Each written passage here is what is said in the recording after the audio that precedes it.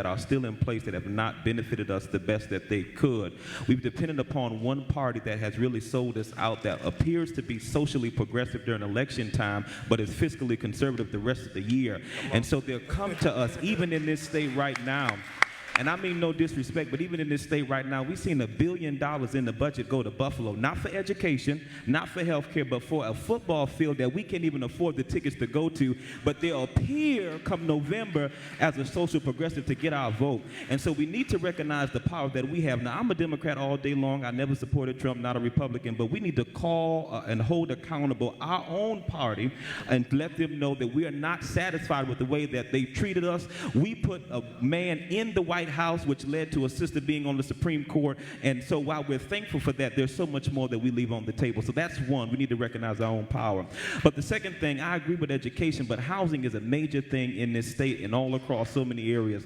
I serve on the city council, and I see that only thing being built in our city are high-end lofts and low-income apartments. And I don't want you to conflate the difference. I don't mean affordable housing, which they'll tell you. I mean low-income housing. And what that means is I see sisters who have to decide about taking more hours at work to run the risk of being put out of their home, because if they make more than over the 90% average middle income, they don't qualify for their house.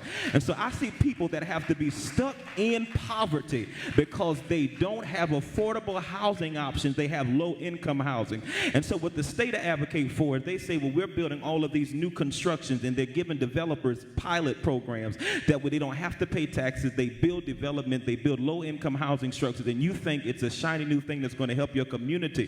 But what you fail to realize is if you start making real money, you no longer qualify for those housing subsidies, and so you are average out of your own house. And so if we don't deal with the housing crisis that we have all across the state, from Utica to New York City to Rochester to Buffalo, people are literally scared to advance socially because it means that they won't be able to live in their apartment. Yeah, so Let me just say, no disrespect, brother. We here to talk. I would just add